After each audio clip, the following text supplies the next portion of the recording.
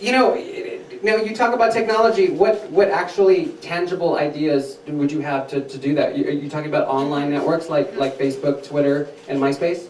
Online networks to where, you know, I would keep my social networks open so that if people wanted to contact me that way, they could. But also we need to make sure that it's prioritized. You know, I can't just take all these types of issues and they're not prioritized. It's to the level of urgency. So that's something that I would also incorporate. But also maybe on the city government website, put some type of toolbar in which we could actually communicate to certain groups, like such as neighborhood associations. I think the election of President Obama recently has really inspired a lot of change all across the board in American politics. And recently we had our candidate for District 1, Chris Forbrick, come in and be interviewed, and he was very vocal about his opposition to the way Mary Alice Cisneros has been doing her job, and specifically she was talking about how she was considering selling El Mercado and La Villita because it wasn't making any money. Do you have some similar opposition to how District 8 is run now? Well, we've actually agreed on many things. I don't think that there are issues specifically that we differ, except maybe the arts, because there's a lot of talk of cutting out certain programs within the city budget. Like what? Like it hasn't been mentioned, but they want to generalize it, but I really know what that means. And so... Now, how are things generalized? When you know the language, when they say, we're going to get rid of something, like what's an example of that generalization that, like, the general public wouldn't know if they showed up on a Tuesday to hear this? But Exactly. You know what that language means. Like, what's an example of that? Well, when they say that maybe we could cut out certain programs that would help fund the arts, or have, you know, certain programs such as that seek private money, or when we talk about cutting some money due to education too, all that's tied in together. All that to me sounds like there are certain things we can cut, but we need to make sure we don't cut the wrong things. Those are things that are so vital to this city. And so that's what I will bring to the table, is not obviously fiscal responsibility, because I am a conservative. I saw that on your website, fiscal responsibility, and that really like stuck in my head. When you first decide you're going to go into District 8 and run for office, is it just like just daunting to look at where money is going? As far as the city budget? In your district. Absolutely, and especially because our district is one of the largest districts, so that we're dealing with millions of dollars here, and we're dealing with millions of projects that are already on the books, some that are, you know, already to be shovel ready, what have you. So it is, if you do not know how to run a budget, it will be very difficult for you to learn. And I've run many budgets. I've had lots of business experience as well, and so I'm used to that. I'm used to seeing how to actually kind of fray off some of the things that maybe we could actually be capitalizing on, what have you. Right. Now, how can people find out more about your campaign? Well, I have a great website, and I built it from scratch, so I didn't use any money. Yes, and that's because I know how to make something out of nothing. But I'm very proud of it. It has all the information, well, not all, but at least you get a glimpse of who I am. My website is electmelissa.com. Can you believe that she got electmelissa.com? I mean, that's like, I'm surprised. I mean, that's great. Or did you have to like buy out like Melissa Etheridge or something? Oh, no, I wouldn't spend any money for that. I would just go and search for a .org or something. Because you have fiscal responsibility and we love that. Now, who has endorsed you in your campaign so far? There's several. I've had Stonewall Democrats, very kind of young Democrats.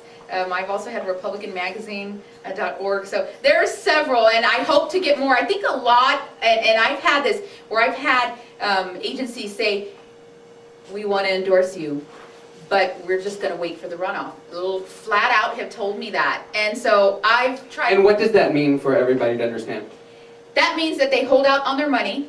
They don't actually come out and verbally say that we're endorsing this one candidate, and they don't have all their supporters, you know, coming and knowing you publicly that this company is endorsing you, but also withholding their money. And that means that it's because people want to back a winner. So those that have already endorsed me know that Melissa is a winner, and they've actually had the courage to come out and say, you know what, she's going to take this race. And so I'm very proud of that. We love that. Now, yeah, absolutely. Now, our friend Elena Guajardo, who's running for District 7, has been very, she kind of broke it down for us, if you remember, about telling us how much it costs to run a campaign.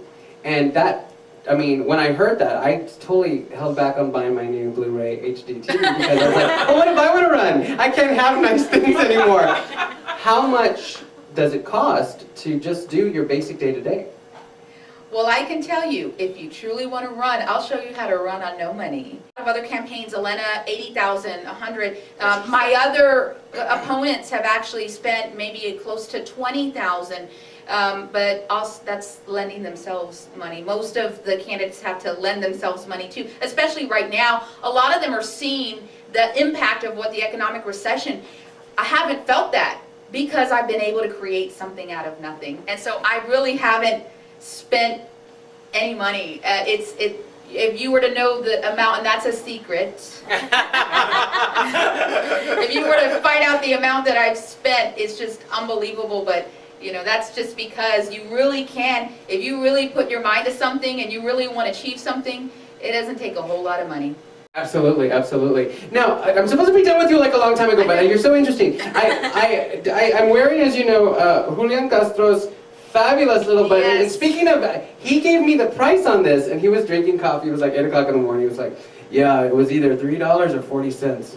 Can you imagine which one I went with? And he kept drinking his coffee, and I was like, well, that's very interesting because it kind of looks cool. I have to ask you, just because in show business, you see other people who look just like me, who got the role that I should have gotten, in politics, I know you have a choice to endorse certain people publicly. What's it like to maybe just, theoretically, be voting or endorsing someone else, but working with someone else at the same time?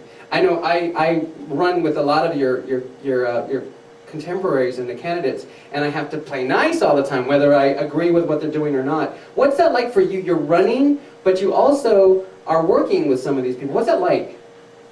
Well, I'm an actor. And so I know how to be cordial. No, actually... Now, do you publicly endorse anyone at the moment?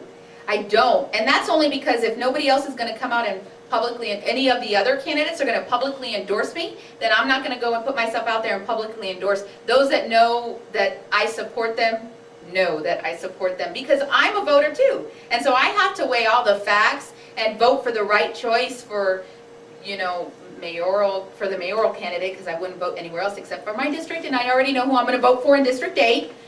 That would be me. But I think that I've learned so much, and if you come at it from the inquisitive standpoint, the curious standpoint, you're never going to lose, because you can extract what you want from people. You don't have to take all they say. You don't have to be like them. You be you. And you just take bits and pieces and make you you. The wisdom of fiscal responsibility. I love that. Now, Melissa, I had to, because I just fell in love with you online, I had to go and buy you a present for Fiesta. Oh. It's a little fan, because I know this election's going to get pretty heated up, and you're going to need to cool off. So that's for you. I'm going to totally take that. Thank you. Absolutely. And I couldn't come without a gift for you, either. In Spanish we say, if you come with your brazos cruzados, it's a bad thing, right? With your arms crossed like that. So, this is a little big because I don't know your size, but you can wear a belt and make it work. It'll be a red belt. It costs only 10 cents. You got it, how did you know? So, I wanted to give this to you so that if you're anywhere out and you just feel inspired to wear it, you can. Or if you want to use it as a nightgown, you can too. I'm going to be at Walmart in District 8 in my flip-flops on a Sunday morning wearing this. It says Melissa Martinez-Carrasco for District 8. ElectMelissa.com.